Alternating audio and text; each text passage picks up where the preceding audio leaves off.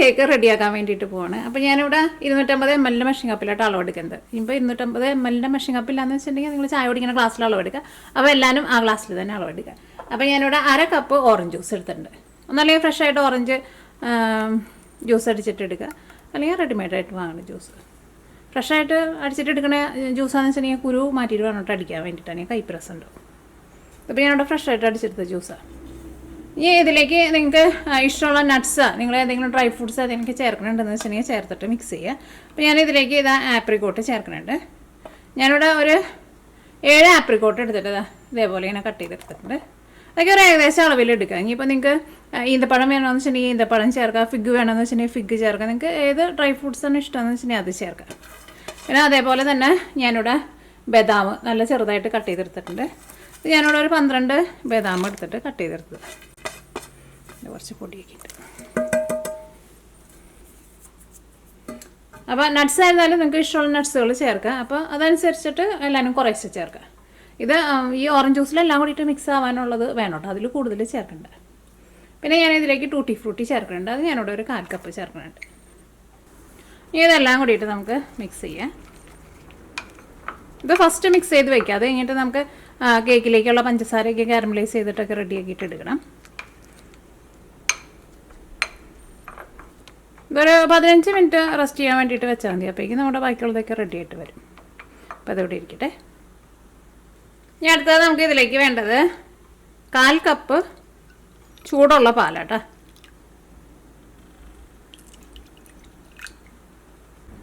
ഇനി ഇതിലേക്ക് 1 teaspoon vinegar ചേർക്കുക, അല്ലെങ്കിൽ 1 ടീസ്പൂൺ നാരങ്ങനീര് ചേർക്കുക. ഇപ്പോൾ നമ്മൾ ബട്ടർ മിൽക്ക് ഉണ്ടാക്കിയത് കേട്ടോ. ഒന്നുമില്ലെങ്കിൽ ബട്ടർ മിൽക്ക് നിങ്ങൾക്ക് കടയിൽ നിന്ന് റെഡിമെയ്ഡായിട്ട് വാങ്ങാൻ വേണ്ടിയിട്ട് കിട്ടും. അത് വേണമെന്ന് വെച്ചിട്ടുണ്ടെങ്കിൽ അത് എടുക്കുക, അല്ലെങ്കിൽ ഇതേപോലെ ഫ്രഷായിട്ട് നമുക്ക് വീട്ടിൽ ബട്ടർ മിൽക്ക് നമുക്ക് റെഡിയാക്കിയിട്ട് എടുക്കാം.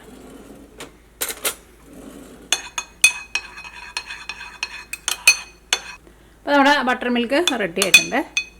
അപ്പോൾ ഇതും ഇവിടെ ഇരിക്കട്ടെ. ഇനി അടുത്തത് നമ്മൾ പഞ്ചസാര കാരമലൈസ് ചെയ്യാൻ വേണ്ടിയിട്ട് പോവാണ്. അപ്പോൾ ഞാനിവിടെ 1/4 കപ്പ് പൊടിച്ചെടുത്തേക്കണ പഞ്ചസാര കേട്ടോ. 250 ml സെയിം കപ്പിൽ തന്നെ. ഇനി പഞ്ചസാരയൊക്കെ ഒന്ന് കളറൊക്കെ ഒന്ന് മാറിയിട്ട് വരട്ടെ. ഇപ്പോൾ സ്പൂണിട്ട് ഇളക്കണ്ട. ഒന്ന് പാൻ നന്നായിട്ടൊന്ന് ചൂടായി കഴിഞ്ഞ് കഴിയുമ്പോൾ ഇതിൻ്റെ അടിയിൽ നിന്ന് ഇങ്ങനെ കളറൊക്കെ ഒന്ന് മാറി വരുമ്പോൾ പിന്നെ ഇടയ്ക്ക് നമ്മുടെ ഈ പാത്രം ഇങ്ങനെ ഒന്ന് ചിറ്റിച്ച് കൊടുക്കുക. അത് കഴിഞ്ഞിട്ട് നന്നായിട്ടൊന്ന് മെൽറ്റായി കഴിഞ്ഞ് കഴിഞ്ഞിട്ട് മാത്രം സ്പൂണിട്ട് ഇളക്കിയാൽ മതി കേട്ടോ. ഈ ഒരുപാട് കുറച്ച് വയ്ക്കണ്ട, ഒരു മീഡിയം ഫ്ലെയിമിൽ വയ്ക്കുക. പുക കയറരുത് കേട്ടോ, അത് പ്രത്യേകം ശ്രദ്ധിക്കുക. പുക കയറിയിട്ടുണ്ടെന്ന് വെച്ചിട്ടുണ്ടെങ്കിൽ ഒരു കൈപ്രസം വരും. അതേപോലെ തന്നെ കളറ് കുറേ ഇരുന്നിട്ട് ഭയങ്കര ഡാർക്കായിട്ടുണ്ടെങ്കിലും കൈപ്രസം വരും. അപ്പോൾ ഇനി നമുക്ക് മൈദപ്പൊടിയും ബേക്കിംഗ് പൗഡറൊക്കെ കൂടിയിട്ട് നമുക്കൊന്ന് അരിപ്പയിലിട്ടിട്ടൊന്ന് അരിച്ചിട്ടെടുക്കുക. അപ്പോൾ ഞാനിവിടെ ആ സെയിം കപ്പിൽ തന്നെ 1/4 കപ്പ് മൈദപ്പൊടിയാണ് എടുക്കുന്നത്. പഠിച്ചിട്ടുള്ള അളവ് എടുക്കുക. അത് നോക്കിയേ, ഇപ്പോൾ നമ്മുടെ പഞ്ചസാര നോക്കിയേ നന്നായിട്ട് കളറൊക്കെ മാറി റെഡി ആയിട്ട് വന്നിട്ടുണ്ട്. അപ്പോൾ ഒരുപാട് അങ്ങോട്ട് ഭയങ്കര ബ്രൗൺ കളർ ആവാൻ വേണ്ടിയിട്ട് നിൽക്കരുത്. ഇനി ഇതിലേക്ക് നമ്മൾ 1/4 കപ്പ് നല്ല ചൂടുള്ള വെള്ളമാണ് ചേർക്കുന്നത്. വെള്ളം ചേർക്കുമ്പോൾ കുറേശ്ശെ വെള്ളം ചേർക്കുക. കൈമേക്ക് തെറിക്കാണ്ട് ഒരു സൈഡിൽ കൂടെ ഒഴിച്ചു കൊടുത്തോട്ടെ.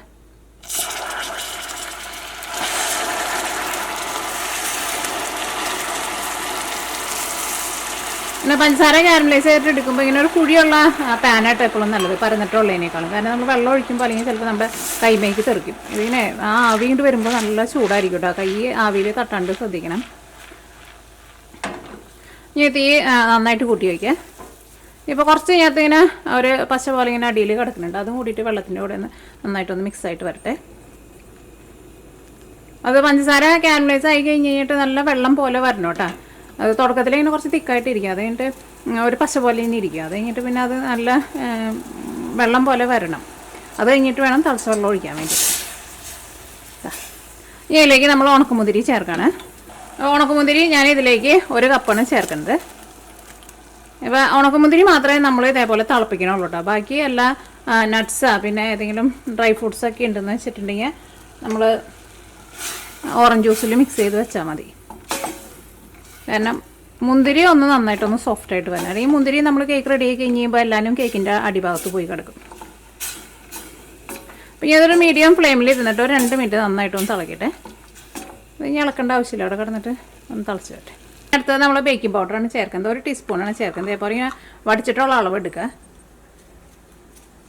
പിന്നെ 1/2 ടീസ്പൂൺ ബേക്കിംഗ് സോഡ.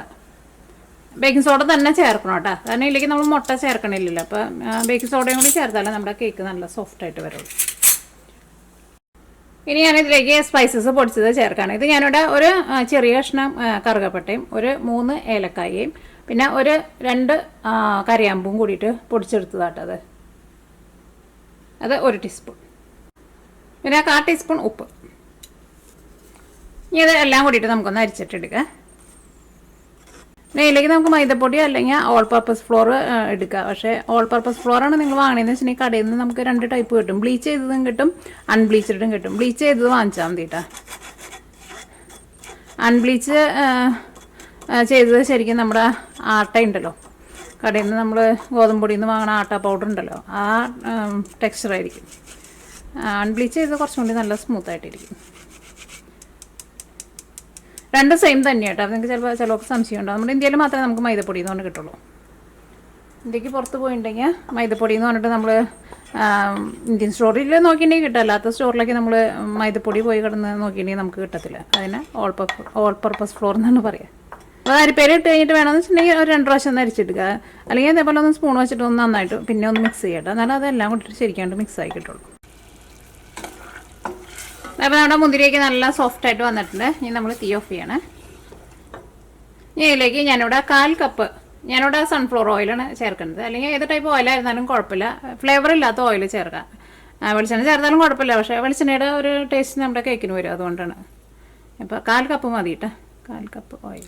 അതായത് നമ്മൾ എഗ്ഗ് ചേർക്കാണ്ട് ഉണ്ടാക്കണം കേക്കാണല്ലോ. കൂടുതൽ ഓയിൽ ചേർത്തിട്ടുണ്ടെന്ന് വെച്ചിട്ടുണ്ടെങ്കിൽ ബാറ്റർ ഭയങ്കര തിക്കായിട്ട് വരും. അപ്പോൾ അത് അത്രയ്ക്കാണ്ട് പൊന്തി വരില്ല. തീ ഓഫ് ചെയ്ത് കഴിഞ്ഞിട്ട് ഓയിൽ ചേർക്കാം. ഇത് എഴുന്നിട്ടൊന്ന് ചൂടാറട്ടെ. അപ്പോൾ ഈ അടുത്തത് നമ്മളിതിലേക്ക് നമ്മൾ ഓറഞ്ച് ജ്യൂസിൽ നമ്മൾ റെഡിയാക്കിയിട്ട് വെച്ചിട്ടുണ്ടായിരുന്നില്ലേ, അത് നമുക്ക് ഇതിൻ്റെ കൂടെ മിക്സ് ചെയ്യാം.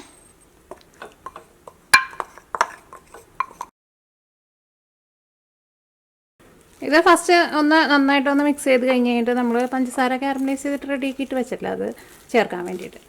കാരണം ഇതിനകത്ത് ആ ബട്ടർ മിൽക്കൊക്കെ ഒന്ന് നന്നായിട്ടൊന്ന് മിക്സ് ആയിട്ട് വരട്ടെ. ഇതാ ഇതിലേക്ക് നമ്മൾ റെഡിയാക്കി വെച്ചാണ് നമ്മുടെ പഞ്ചസാര കാരമലൈസ് ചെയ്ത് ചേർക്കണം. അപ്പോൾ ഇരുന്നിട്ട് ചൂടാറിയിട്ടുണ്ട് കേട്ടോ.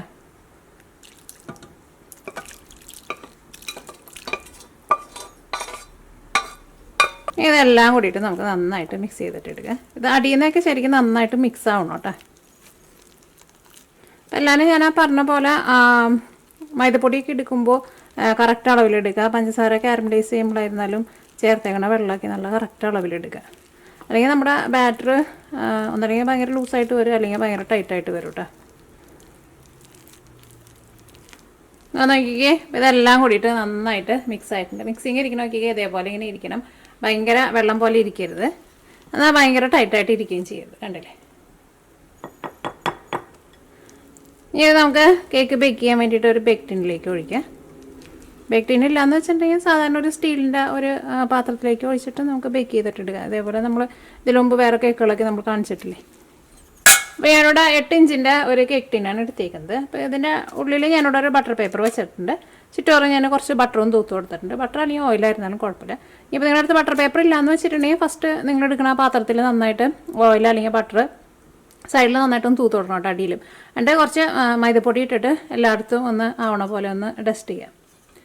അത് കഴിഞ്ഞിട്ട് ബാക്കി പറഞ്ഞ എന്നിട്ട് കുറച്ച് മൈദപ്പൊടി ഇട്ടിട്ട് അതിങ്ങനെ എല്ലായിടത്തും ആക്കാം. എന്നിട്ട് കൂടുതലായിട്ട് വരുന്ന മൈദപ്പൊടി തട്ടിക്കളയണം കേട്ടോ.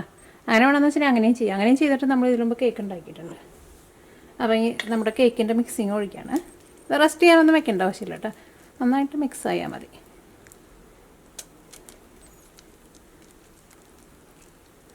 ഓയിലൊക്കെ ആയിരുന്നാലും ഞാൻ പറഞ്ഞേക്കണ കറക്റ്റ് അളവിൽ ഒഴിച്ചാൽ മതി.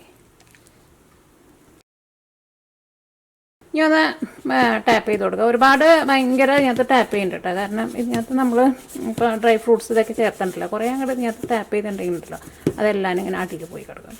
ഒന്ന് ഇതേപോലെ ഒന്ന് അതൊക്കെ ഒന്ന് ടാപ്പ് ചെയ്താൽ മതി. മുകളിലേക്ക് ഞാൻ കുറച്ച് ടൂട്ടി ഫ്രൂട്ടി ഒന്ന് ഇട്ട് കൊടുക്കണ്ടേ.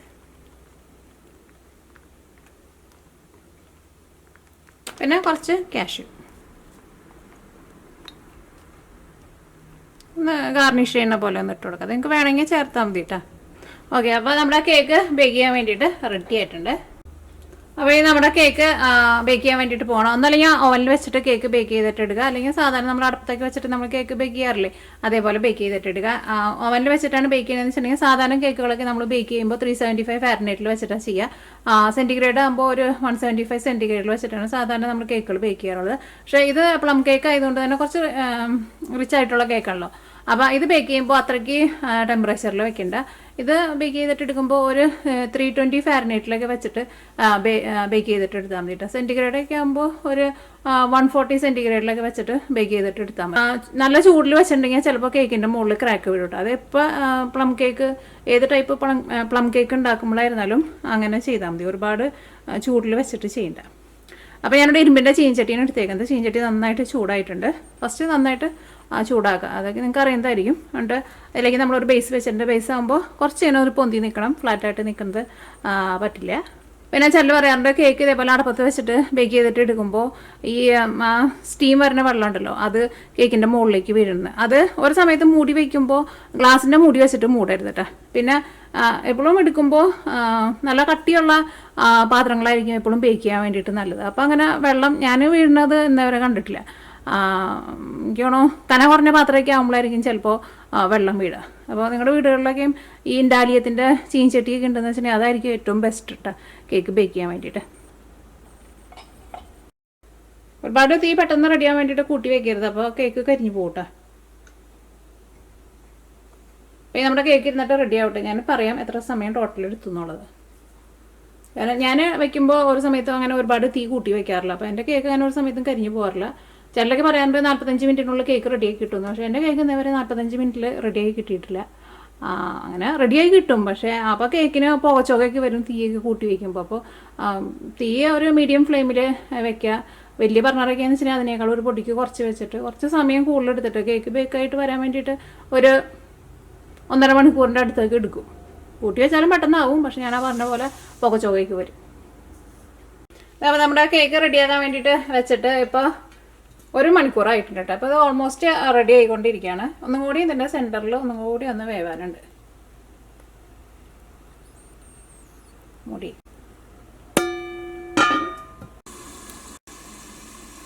നോക്കിക്കേ. ഇപ്പോൾ നമ്മുടെ കേക്ക് റെഡി ആയിട്ടുണ്ട്. അപ്പോൾ കേക്ക് റെഡി ആയിട്ട് വരാൻ വേണ്ടിയിട്ട് ഞാനിവിടെ 1 മണിക്കൂറും പിന്നെ ഒരു 10 മിനിറ്റായിട്ട് വെച്ചിട്ടുണ്ടായിട്ടുണ്ട്.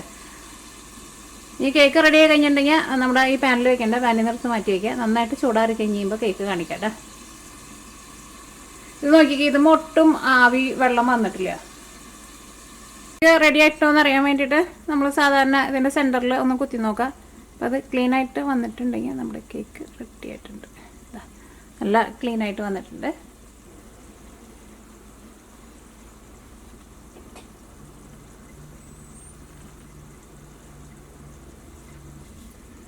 നമ്മുടെ ചീനട്ടിയുടെ അടിഭാഗമായിരുന്നാലും ഒട്ടും കരിഞ്ഞിട്ടില്ല. ചെറിയ അത് വെച്ചിരുന്നതിൻ്റെ ഒരു പാട് മാത്രമേ ഉള്ളൂ. നല്ല ചൂടിലായിട്ട് ഇരിക്കണേ ചീനച്ചട്ടി. അപ്പോൾ നമ്മുടെ കേക്ക് ഇരുന്നിട്ട് നന്നായിട്ട് ചൂടാറിയിട്ടുണ്ട്.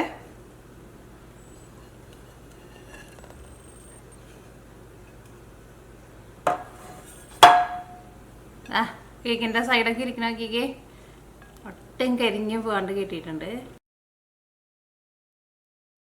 കേക്കിൻ്റെ കളർ നോക്കിക്കേ. കളറാണെങ്കിൽ നല്ല സൂപ്പർ കളറാണ്. നല്ല സോഫ്റ്റായിട്ട് നല്ല പഞ്ഞി പോലെ ഇരിക്കണ കേക്കാട്ടെ. പിന്നെ കേക്ക് ഒന്ന് അത്യാവശ്യം നന്നായിട്ട് പൊന്തി വന്നു കഴിഞ്ഞപ്പോൾ ഞാൻ ഇതിൻ്റെ മുകളിൽ കുറച്ചും കൂടി നമ്മുടെ ടൂട്ടി ഫ്രൂട്ടിയും നട്ട്സും ഒരു ഇച്ചിരി കൂടി ഇതിൻ്റെ മുകളിൽ ഇട്ട് കൊടുത്തിട്ടുണ്ടായിരുന്നു കേട്ടോ. നിങ്ങൾക്ക് വേണമെന്ന് വെച്ചിട്ടുണ്ടെങ്കിൽ ഞാൻ ഇട്ട് കൊടുക്കാം. അപ്പോൾ നമുക്കൊന്ന് കട്ട് ചെയ്ത് നോക്കാം. ഇതിപ്പോൾ കേക്ക് ഉണ്ടാക്കിയിട്ട് ഇപ്പോൾ 1 ദിവസം ആയിട്ടുണ്ട് കേട്ടോ.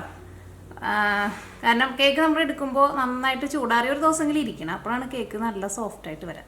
അപ്പോൾ കേക്ക് ഇരുന്നിട്ട് നല്ല സോഫ്റ്റായിട്ട് വന്നിട്ടുണ്ടാവും. നോക്കി കേക്കായി നല്ല ഒട്ടും ഡ്രൈ ആവാണ്ട് കിട്ടിയിട്ടുണ്ട്.